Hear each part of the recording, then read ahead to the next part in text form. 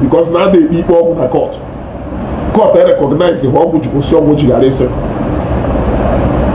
but nke ikwuru ekwu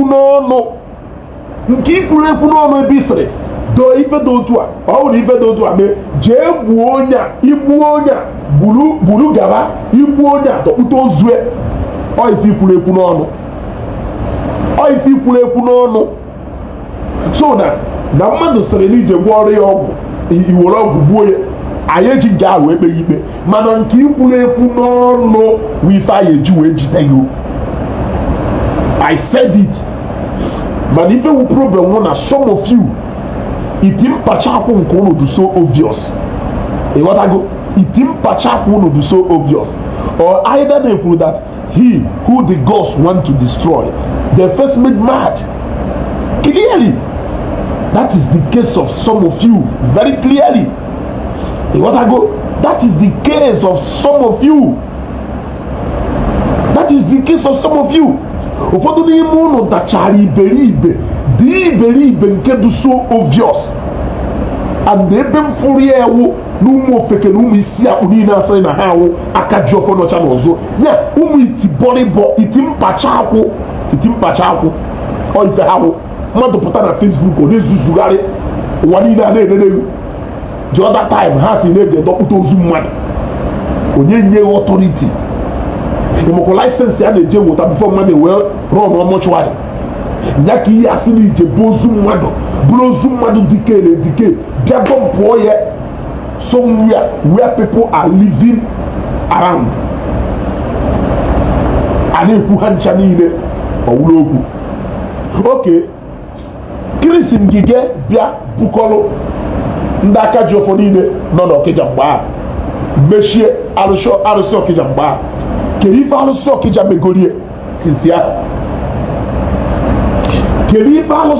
megorie sinsi ahụ isi na alụsị Ọkịja meluye o ji wee luzo election ịghọtago. Can you tell me ife melu Ambode of Lagos jighara echi second term alụsị ndị Nkelefi?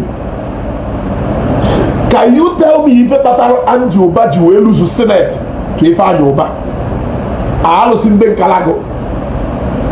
Can you tell me this House of Rep member onye YPP win na court shopia alụsị ndị Abagana? Kedu ife melu Kelafa Governor Kelafa nke Imo steeti a ọnwa win na court? Emeka Ihedioha. Yes. Okay, Wilfred Franklin said, I can remember that day you made a video about that shrine. Does it mean that you got information from someone or what? My brother, just like I said, ndị mmadụ negara ife anyị na-ekwu na peji anya onye ahụ ebe anya manya mụ ọkọgachi ketina video ebe o sere from play n'ọrụ na-agba n'ọsọ Sukelana ka anyị na-ahụzọba Galadima ka mmanụ mmụọ chiri ihe ọzọ Sukelana ka anyị na-ahụzọba ya nke ndị aka ha dịkwa n'ọcha ka aka wee kpala eze Kudene ka o wee kwuo onye chiri ọzọ ọnwụrụ na-alụsị Ọkịja melu na Chris Ngige luzuru na court Peter Obi wee tekie over alụsị ndị Ihiọma ka alụsị ndị Ebenebe mere Emeka Ihedioha ji wee luzuo Hope Uzodimma wee baa as the governor of Imo State. Okay, ka alụsị Ọkịja ahụ meziri Chris Nwebeze Ngige daa as the governor court wopie kelee ebe alụsị ahụ nọ o wee win o jebe Senate ka ọ zọchara Senate win o nọcha first ten na Senate zọọ another one daa kelee ebe alụsị ahụ nọ ewee mee ye minister for youth and employment ka ọgụrụ kelee ebe that same alụsị nọ. You see, it It is a very simple question to show you that na onwelozi ife fa na-eme ebe ahụ nwere isi because they have desecrated that land. What I don't know is why a town do ka Okija yesi wee nọlụ.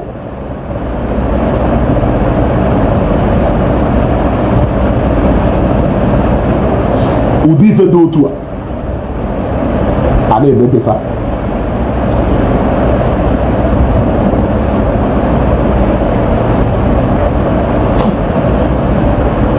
That is one thing.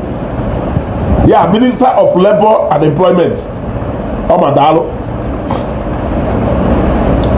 Ifo gosirigo wona na ifo wona na-eme ife ba ha pụọ na why the RC no stop am from being a minister. It is very clear because no nya woni izikwu ire alụsị Okija ha aka n'anya. Yes, Tafa Balogun was the then IG of police storm of that place. Where they are one media.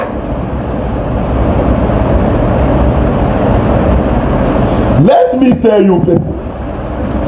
Ikukukayeku adai Afrika okoko. Okulu jobu we filisi. Ikukukayeku adai Afrika okoko. Government ye mecha clear the whole of that forest. Ebo alusia hono. Lawyer either a government hospital or what local government does, or what secretariat or what psychiatric hospital or one government facility. That place or you mulu kolo kolo na anya or you be kolo kolo na anya.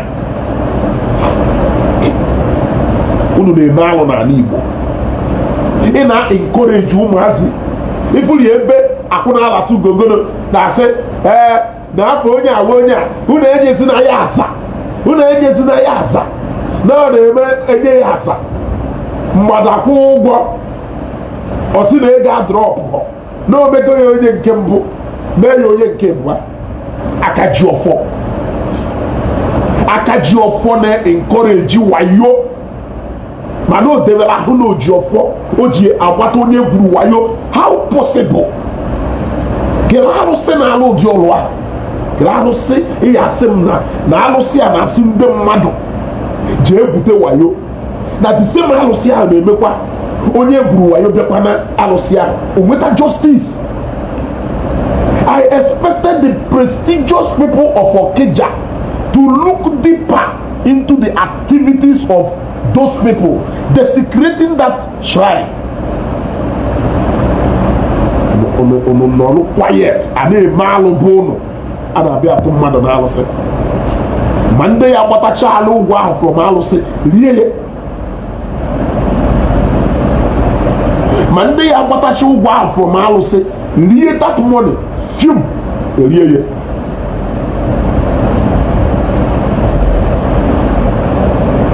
It is very bad and it is very sad.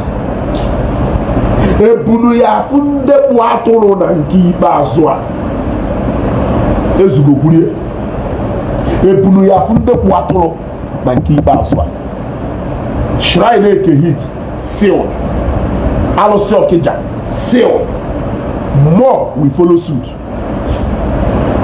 Jiki amakatana ngafu ugboro ole sego na ma amaghị ife karịrị obi Okongwu dibịa ji wee gbapụ ọsọ ngụnwa n'ọrụ. Kedu ife karịrị obi? You have to wait until ndị operation udo ga-adị enter Okija before iwe gbawa ọsọ. Iwe gbapụ plane ozugbo vum ịka anọlụ.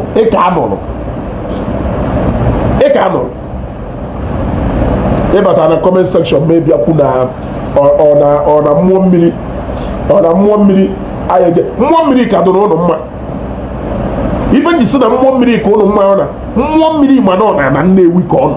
He knows he cannot even mess up this way. All these people say mess up n'ụmụ obodo agasị enewe ha ndụ. He knows better n'obodo ọ nọ na Nnewi. He knows better. That is why na-afụ ka o si eme nke ha dịrị ha ya ese funye boje na mmiri.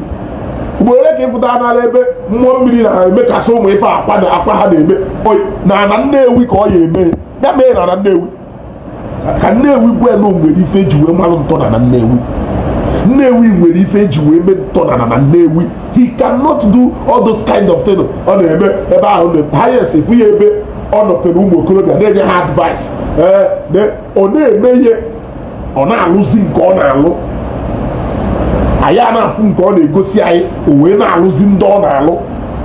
Ha dịrị ka ihe afụ ebe mmụọ mmiri nọ n'ebe dụka na sị na ọ na-ekechi agwụ na ọ na-eme nke a na ọ na-asị ndị na-egwu wayo jee na nke ahụ ka e wee jide mgbada ma ọ ifu ya ebe owe oje pikcha onye ọcha debedebe ma ọ ifu ya ebe ha dịrị ka ihe afụ ebe mmụọ mmiri afụrụ anya na-eme ya maka ọma na ọ na Nnewi ka ọ nọ. Atị akwụkwọ of ife akwa na atị n'ọba Nnewi agbanyere ya fim odede ọmarụ na Nnewi nwere ntọ na eji wee ma Nnewi. You cannot mess up na Nnewi n'ọlụ na-achagharị anya. Egwu aha tụrụ onye chiwere ọzọ nya ka obodo dụka Ọkịja bụ Obi Jackson bụ Etosi Oye bụ Igwete Ntel na ndị otu ya n'ọrụ pichie anya anọrụ bụ ụnụ na-eme ikwuru alụ. Dibịa nọ n'Ọkịja lụrụ 500 omehọ ka bụ ụnụ wụrụ London.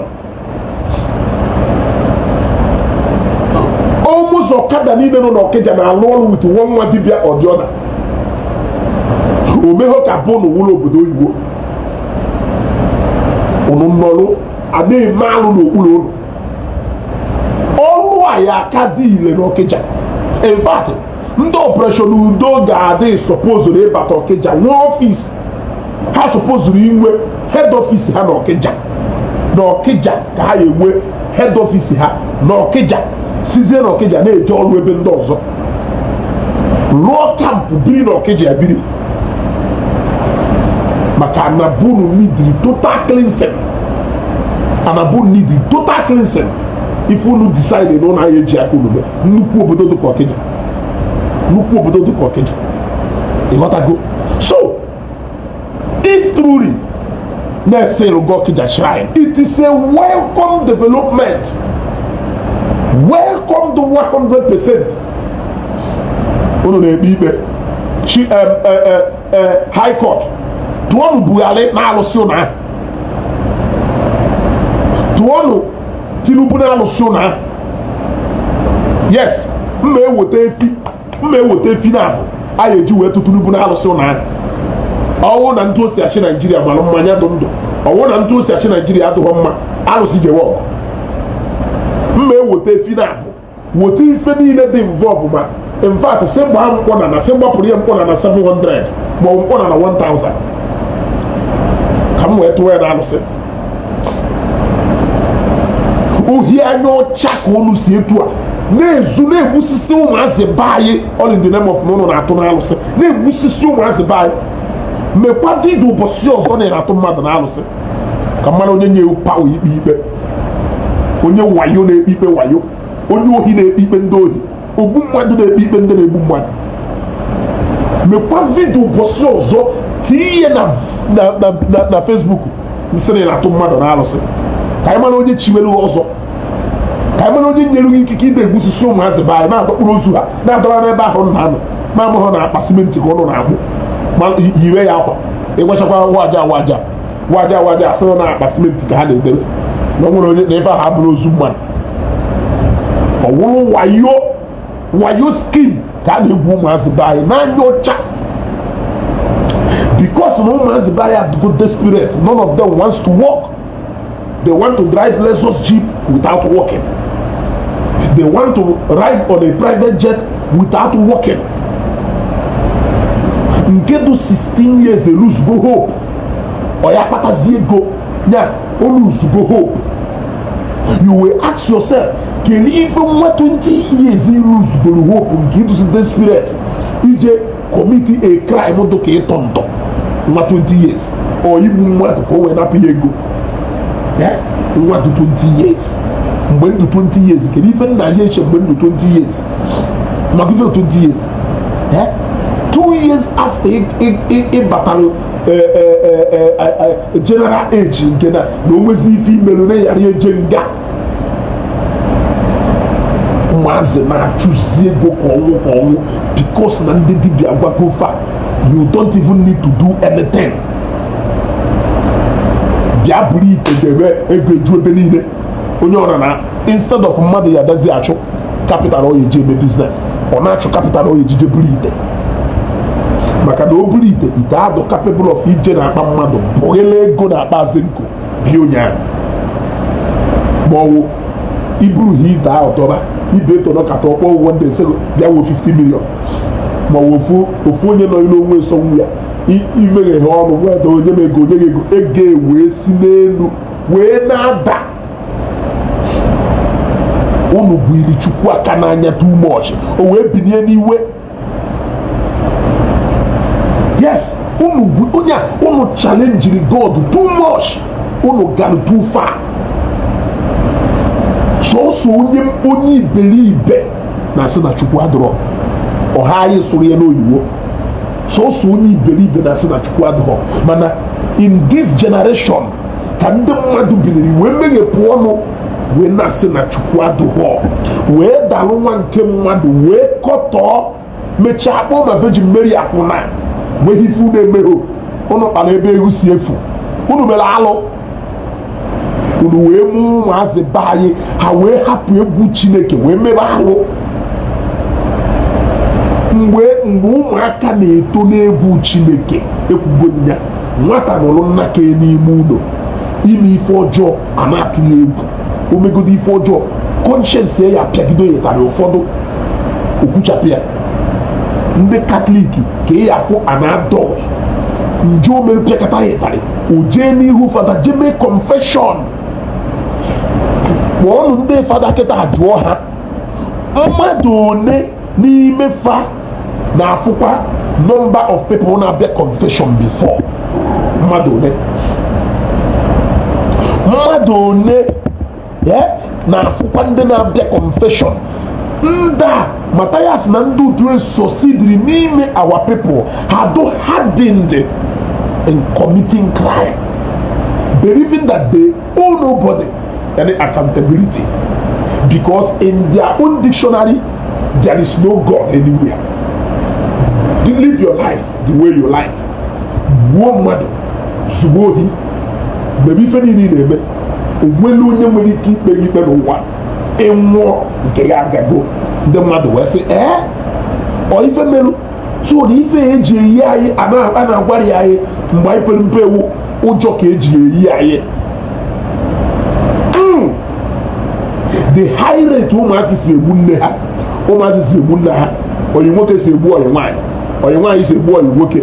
Ndị ntọrị mmadụ atọrụzieri mmadụ igbu mmadụ ịbụkasị mmadụ ka anụ ahazi ada ụmụazị be anyị ka gụrụ ndị be anyị wee ghọọ anụ bi n'ime ọfịa na-eri mmadụ without conscience wee were obi fa wee tii n'azụ because na the only thing ndị mmadụ na-atụ egwu an adult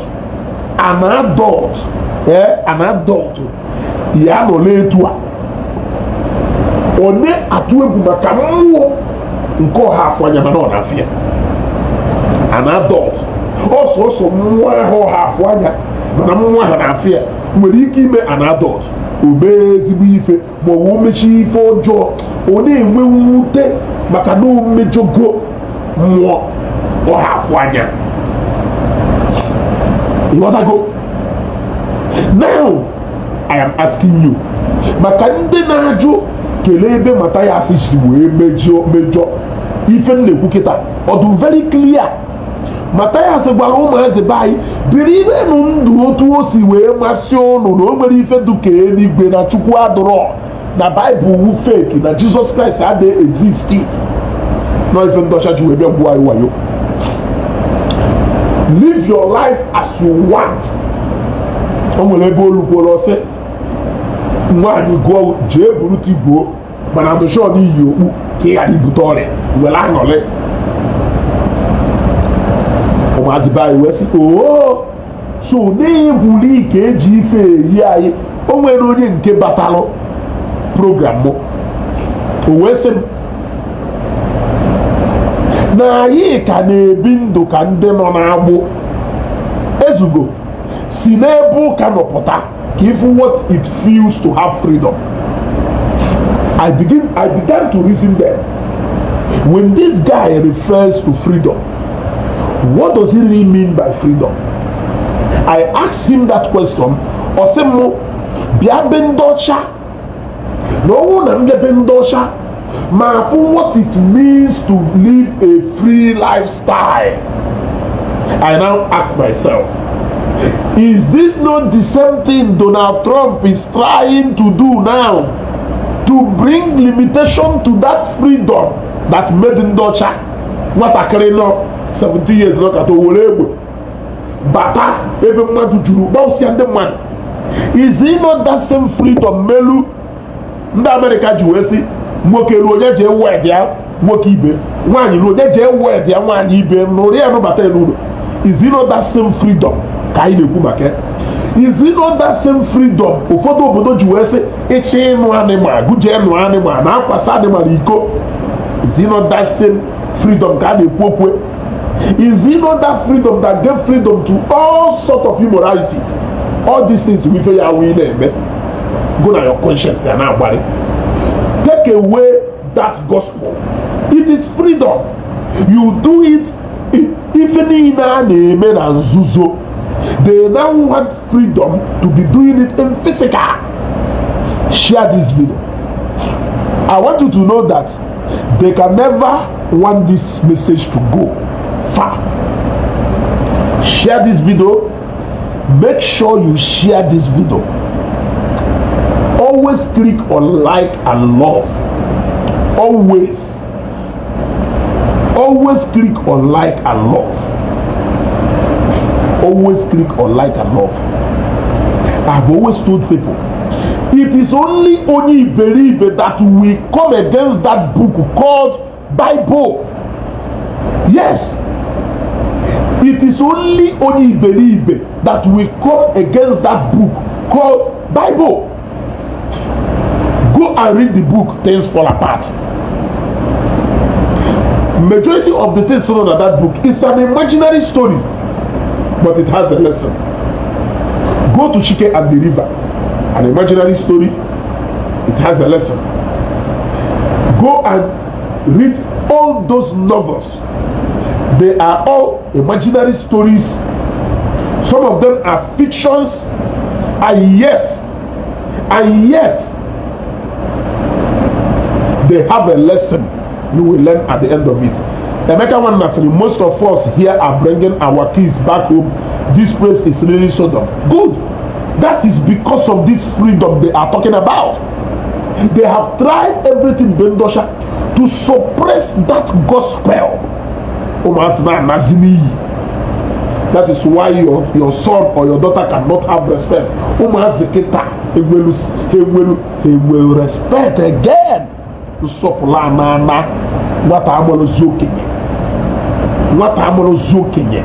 am it is in the ife? Mwezi di nuku ukwa. Eya mbake ya baru negotiwe ugu wani neniti na ife. Ewele se ya wada. Uwefu kona ado. But Mataya is happy. One day by, live your life like there's no tomorrow, because there's no judgment after all. There is nothing like that. Go and equal one another. When judgment will Bible will say, if you can read Eke and Deliver, if you can read Things Fall Apart, and you can still reference on every single word that Okonkwo said, while you are addressing people on some issues, trying to teach them some lessons based on the book Things Fall Apart.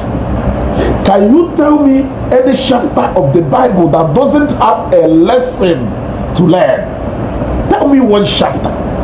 Can you tell me why a sane man and a sensible man will ever come after that word called the Bible? I keep saying, even if you are not reading it or teaching it to your children to make heaven, can you teach them so that they can be principled and be well cautioned? Can you use it to teach them good morals?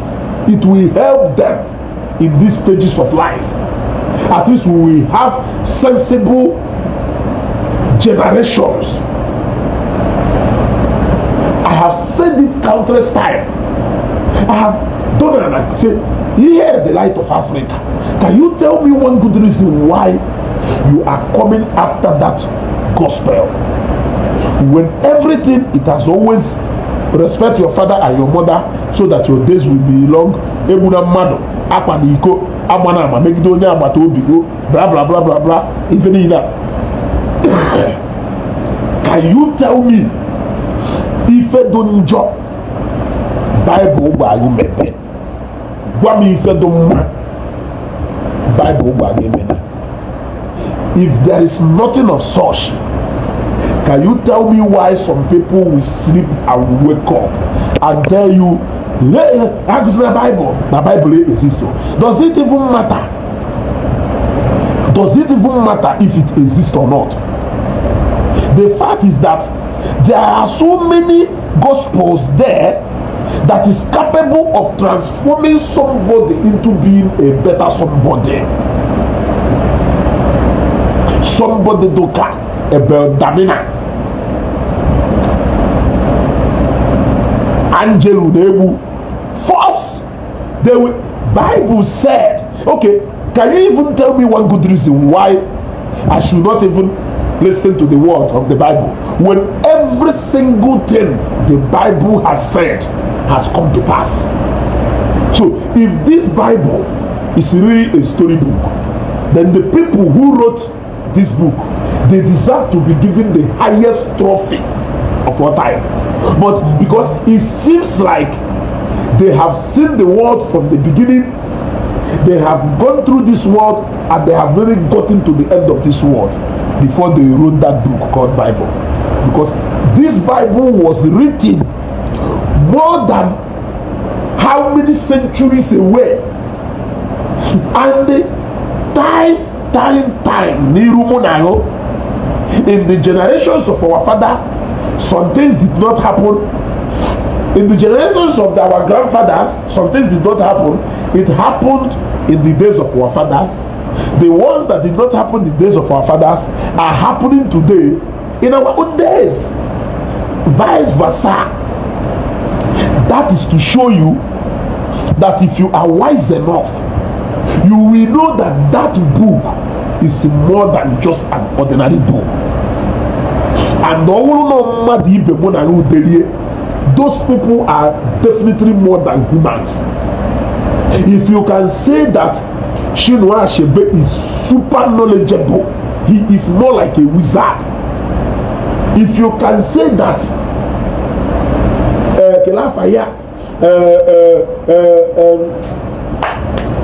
Chiko Obi is more like a walking calculator, and you respect them, you give them all the deserve well, it means that somebody who actually wrote this Bible, according to you, must be the highest philosopher of all time that has ever lived, the highest psychology that has ever lived,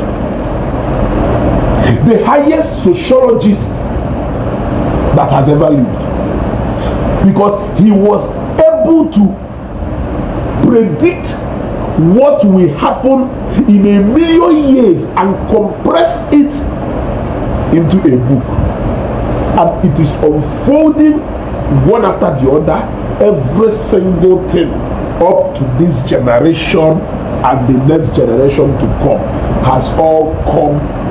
And so I am happy at the news that is coming out from Anambra State. Sincerely speaking, click on like and love. Share this video. This video now upset a lot of demons in so many people. Do not, I said, do not relax thinking that many people are enjoying it as much as you are enjoying it. Click on like and love and make sure that you share this video. I am very happy at the news Anambra State Apota, especially the one from Okija where Apota. Very importantly, now I am telling people like Matthias and his lies. I'm very happy that of recent he has reduced in the way he has reduced because no man will go. You want to go? All man government will go, and I don't think he will like to draw unnecessary attention to himself. You want to go? I am happy that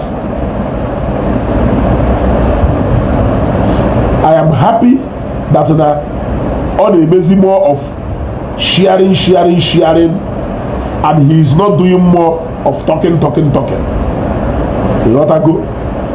Unlike what we see before, it will still get to their table. Go and write what I am saying now. Go and write it down.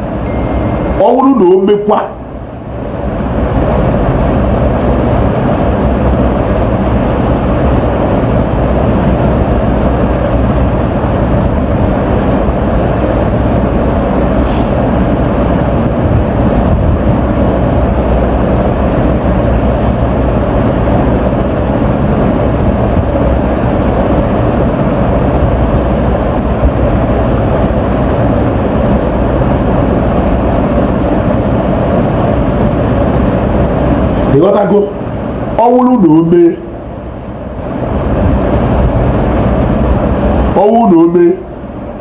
Nobody has signed in their own law today. Wilfred Bigo, Kelu law them no be sign on. Ntena komoko. Bigo, then a minute.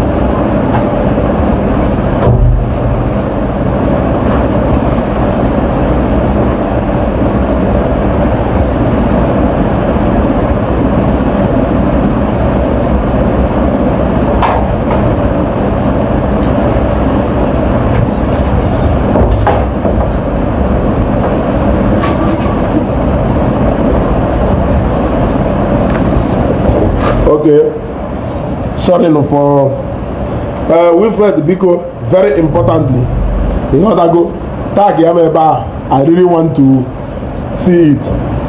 There is a revolution.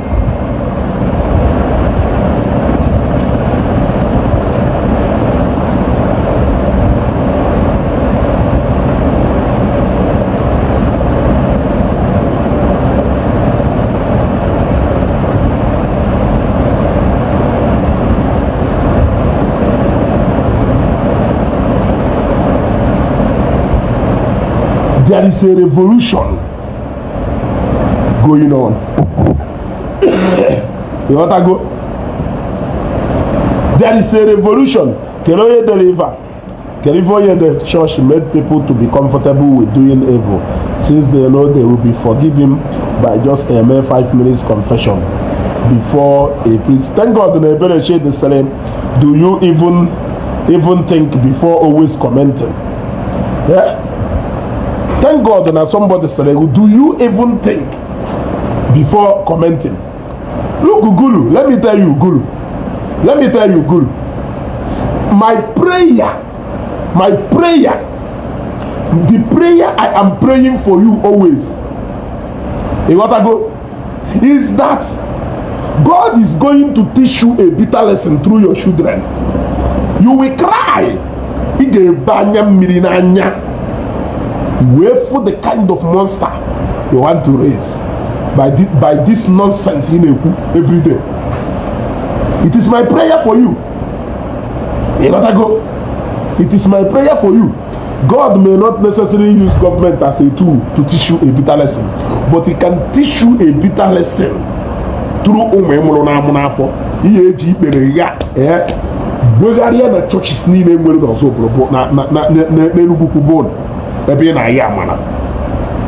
I know how people like you learn.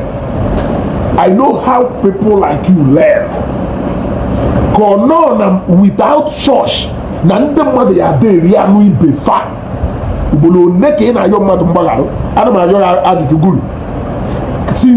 since over 2 years, can you count how many times you have apologized to somebody?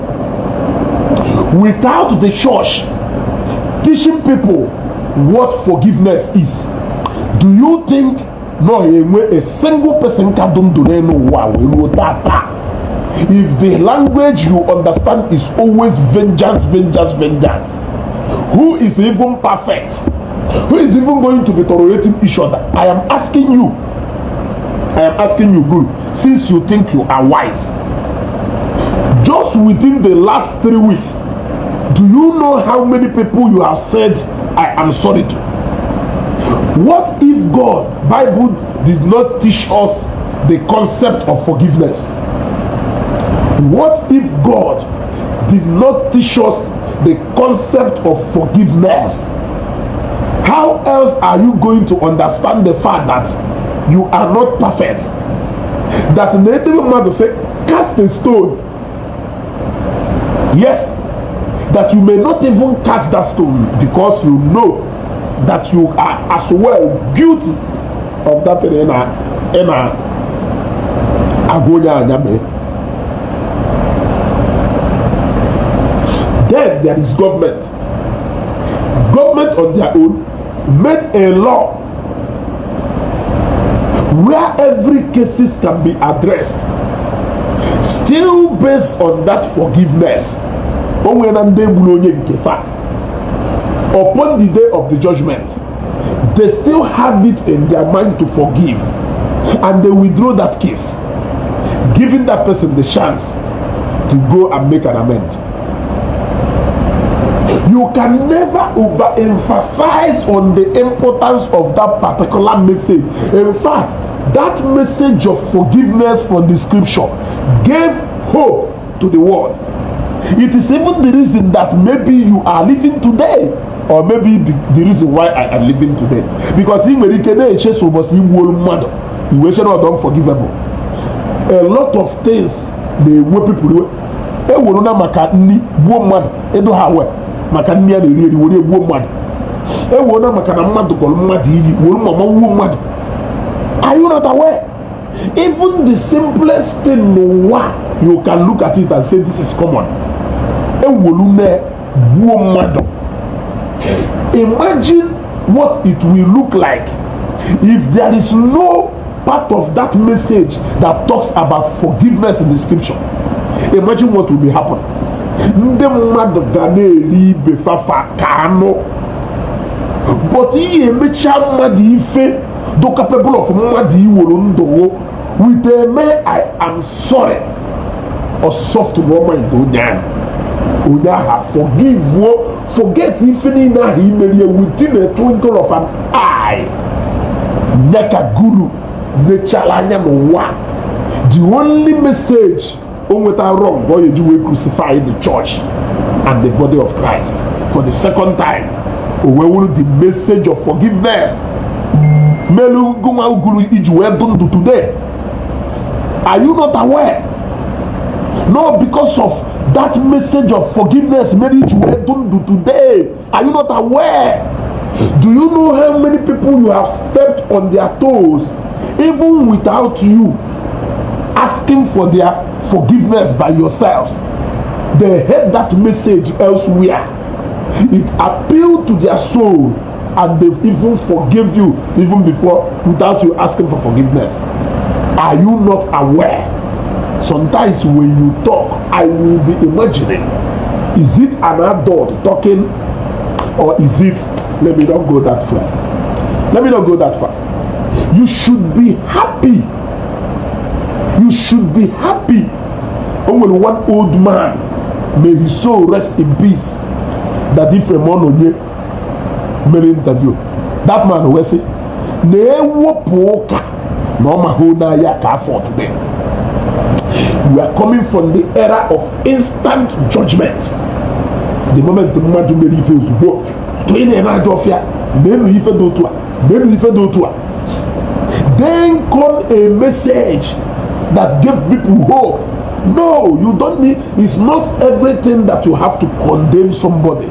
Sometimes give people chance to make a change, and that is the reason why till today a lot of people do very almost now their family lose go hope they behano, but for the sake of giving people a second chance, those people are wanna pick somebody in their society today. Man, all know the message of forgiveness and tolerance I came a long time ago. Because I even know all know with that message there won't be chances for that person to make an amend. There won't be chances for that person to have an opportunity to change, to be a better somebody. I don't know if that message of forgiveness is still ringing a bell in your ear, because you have always said this, you have always said this, you have always said this. Are you even perfect? Do you not know when it will message handle from people, or conversation handle from people, or movie how watching it, and they saw where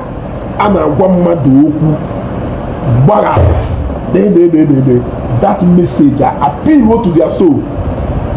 I know sometimes when you keep saying these things, I can understand that some people who do wicked don't.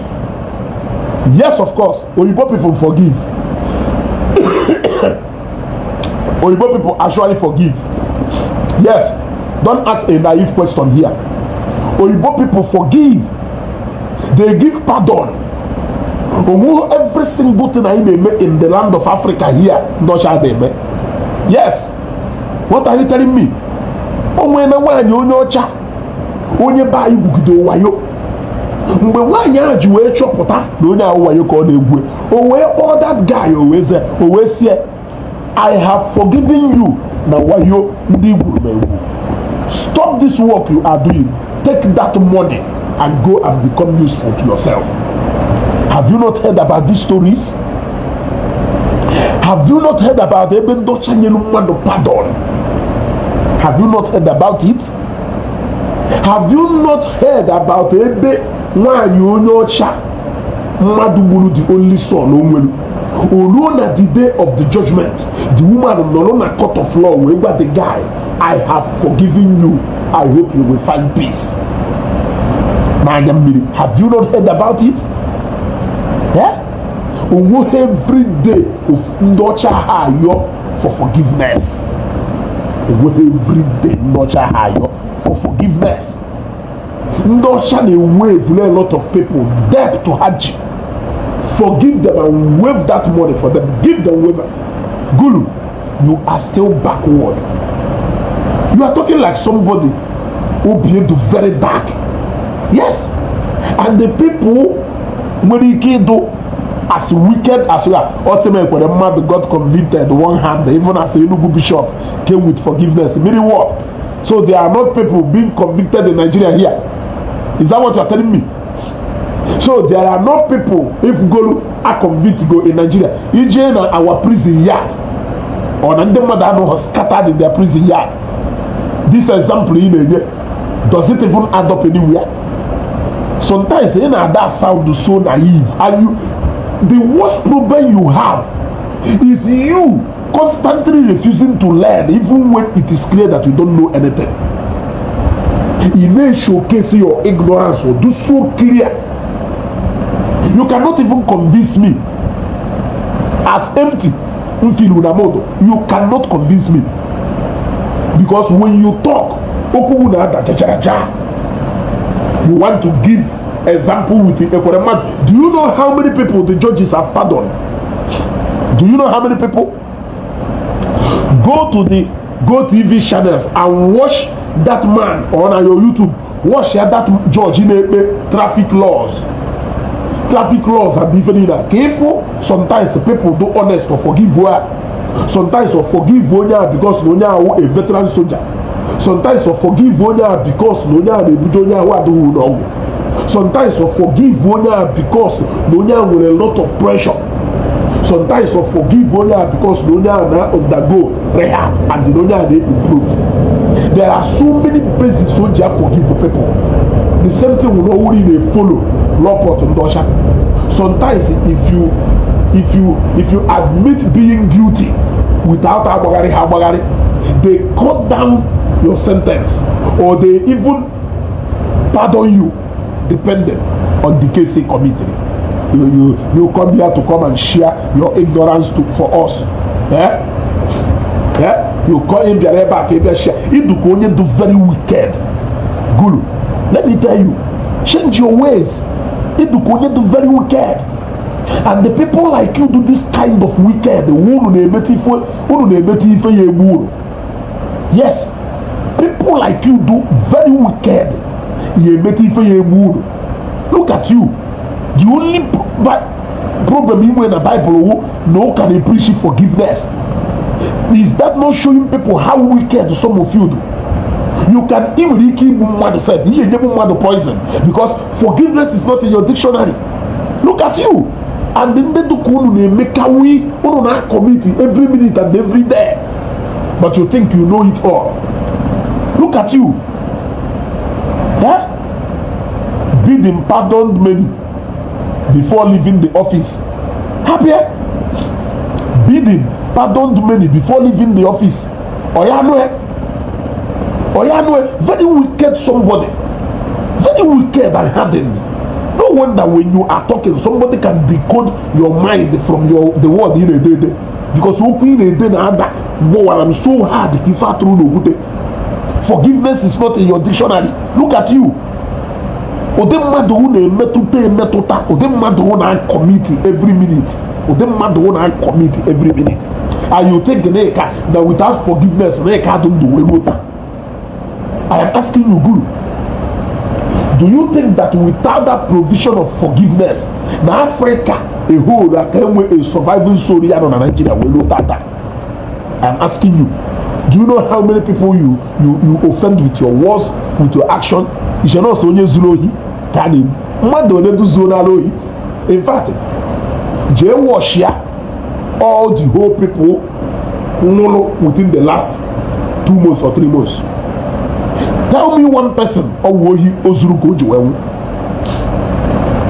Tell me, Moke Buje Fuel wee wuo nwunye mụ ihe ọkụ ọwụwa wụrụ na onwe spirit of forgiveness and tolerance ọ ya wụfuela. Onye nke gbujisiri nwunye ya aka wụrụ na onwe spirit of forgiveness and tolerance ọ ya egbujisi nwunye ya aka. Onye nke buji acid wụọ mmadụ ọwụwa na onwe spirit of tolerance and forgiveness. Onye nke batarube mmadụ gbusisi ụmụ ya niile tụkọ ya ụmụazị na friji ọwụwa na onwere ife onye ọbịa bụ ọba ahụ n'ebe ụmụ ya nọ merụ ihe o wee wụrụ na forgive ihe ọ ya abịa bụ ụmụ ya. I am asking you, stop sounding so naive. Remember being on a Facebook, and a lot of people are watching you, in case if you don't know. So if you like, take your huge appetite if you dey malo wòlíè now my Bible karate natural. You are exposing yourself for the world to see, and through this Facebook you will still meet your judgment somewhere. It is not me who will judge you. It is still you who will walk into an office. Somebody will remind you a conversation like this. It is still you who will go and commit nonsense somewhere. A way John say, please, I'm sorry, I will not do it again. Somebody will remind you of this particular conversation. Yes. It is still you who will fail to do something you are supposed to do. Sorry, somebody will remind you of this conversation. Now I need to stop wasting my time with you. I am only doing this because I am already rounding up. You want to go? It is because I am rounding up. If not, why will I even give you audience? Sometimes you always sound like a broken record. And they put it anti, sinanti anapu. You want to go? So if you don't give me attention, man, I should go around off my program. So I will do another program tomorrow. Stay tuned. You know what I go? Every single thing we have been saying, we fought tirelessly for what is happening today. And I am happy that in my own time, I am witnessing what is happening. Okay, Shrine. Eke Hit, yo. Matthias Nando to ye. Kwadovedo. The clock is ticking. The clock is ticking. Oga Olukwa, I will remind you people. Wulunga we malo. Now yeah, pass the time na Facebook. We are not wasting time here. It's unfortunate that people think that we are wasting time here. I don't get paid on Facebook here. Facebook doesn't pay me. Guess if you don't know. Facebook doesn't pay me. You know that go? There are people who are here for specific assignment, and that assignment is what we are doing. And that message and that gospel must continue. I'll see you people tomorrow morning. You know that go? Stay tuned tomorrow morning, and I name a program. May share this video. May if you go no na gafa. People that matters are listening to us. Government are listening to us. They are paying attention to us. And go be going to Matthias Senako. Go be going to Matthias Senako. You know what I go? Go be going to Matthias Senako. Ono potana na Antichrist Bible kulu. Ono we rise ya di bazo. The Bible say no ye kweta ho ebe yisi. Bo wa atala ya afofo. I follow patoli me mana thank God ni iwu anorugo. Because ewu pi iwu no no goda. Ono ya de bo onye kwuji already ebe mmadu kwugolu afọ onye Bible na ezioma ewuro kutetu woe. What else do you think with the story of that Antichrist Bible kwuru? Ebe I atagido mmadu afofo until no deny or Christ. Is that not what you people want to start doing now? No, they are full of Bible, but they are full of Ezeugo. They will look at the 2 years. Oh, man, to comment here. Man, to comment here. You will not know no maki wuna shoboda. No, I carry the out. You will send the Bible. They go kwase. ọ sikwuru kama okwu ihe anyị abịa na mmezu ka eluigwe n'ụwa gabiga. Kama okwu ihe anyị abịa na mmezu ka eluigwe n'ụwa gabiga. You have always talked about fake dibias. So no way the dibia ndị dị real. Those dibias dị real or man-made power ka ha ji arụ ọrụ ka spiritual power ka ha ji arụ ọrụ. When you people have constantly said that there is nothing like spirituality, that everything in this world happened physical. Kedu ife dibia ahụ dị real na-eme? O ike guru ka o ji arụ ọrụ, o ike mmụọ nsọ ka o ji arụ ọrụ, ka o ike onye ka o ji arụ ọrụ. You people are the most confused set of people in Fugolo. Onye a na-akọ na the east, onye a na-akọ west, onye a na-akọ ọlụgbago, onye akọ ọlụgbada, onye akọ ọlụgba zigzag, onye agbalaga triangle, a na-ata chọchọchọchọchọ ife ahụ ekola ido ofu ebe. You are referring to you, Matthias Waja has always talked against fake dibias. So no way in the dibia do real. Oh no way in the do real because anything will fake were real. Now do real. Keri ike faji alwalo ike mmado ko wike chukwu. I'm asking you. O wike mmado ko wike chukwu ka haji alwalo. Ajo nga do sanya. Or no spiritual power ka ha ji alụ ọrụ. Yeah, she does the Agochukwu. It will happen. It will happen. Ya no go be. Now no gbafere. The real dibia or wike chukwu ka wike mmadụ ka o ji alụ ọrụ. A lot of you is positional since you ebido arrest ndị nwa dibia. Arrest ha akwa. A lot of you gbanisia awefu ebe your solidarity and your faith lie. Oro gbanisia. Or we suppose your unu na preach that government to take it up. Does it matter where they start or where they will end? What matters is that they have started from somewhere. I will not bring you in. Mama choge na ula. Okay, be able to come back if you moto na agba n'elu, come back if you moto na agba na sound ka broken record. Ekwu ekwuchi ikwugharịa. Ma ọ bụrụ na ọ na-eme agba na ahụ aja ọgbachigata. Ka ebe na akpọbata ya ka ebe ebe. What am I bringing you in here to come and do? In a preach against fake dibia, they preach in anything look at spiritual powers. The pastor now operate through spiritual powers according to them. Nantulu Seku. The dibia now operate through spiritual powers. Hanchani Nekulu they preach against. Government bido no fuzo. Ibebe papa. Say ni wo na ya de baby. What are you preaching? Yeah. Check message you change here. Man get all over Father Angelo name. Everywhere. The pastor. If you go say one on the pastor and the church, what target you know?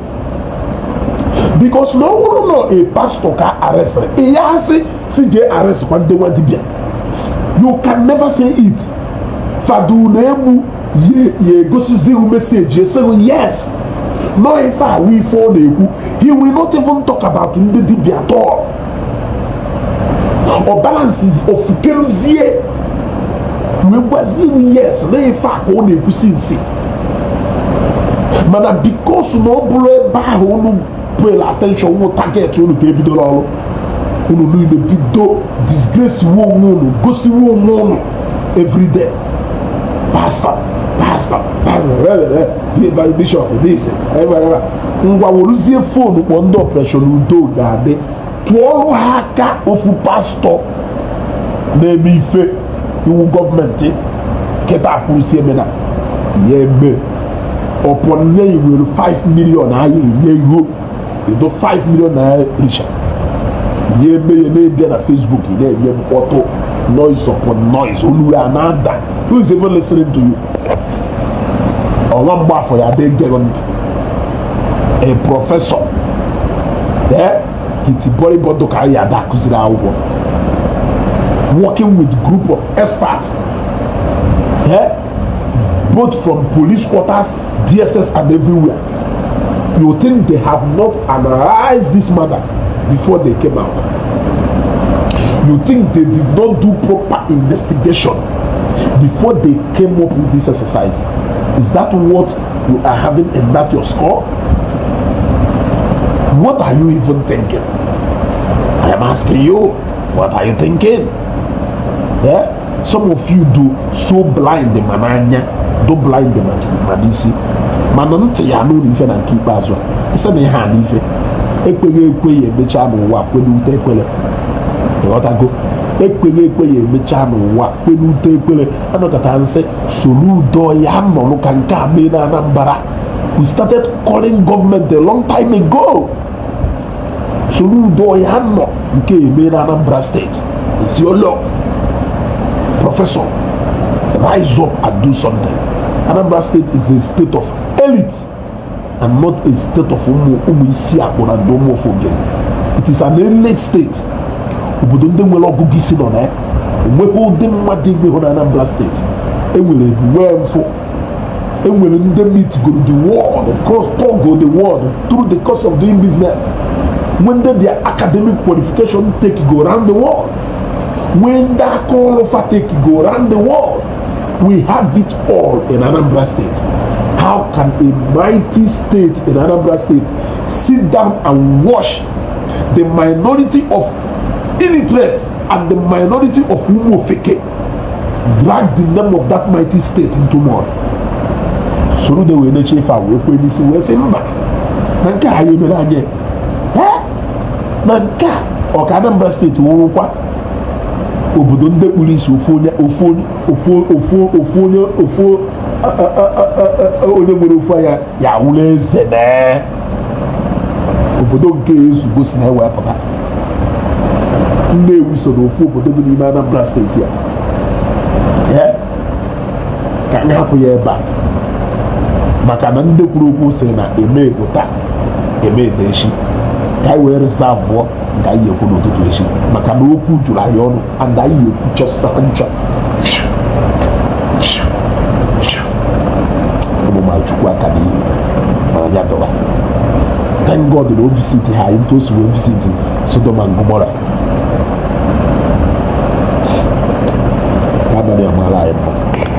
Thank you guys for watching this video. Please do well to subscribe on this channel, share this video, like, comment, drop your thoughts in the comment section, subscribe. Thank you for watching.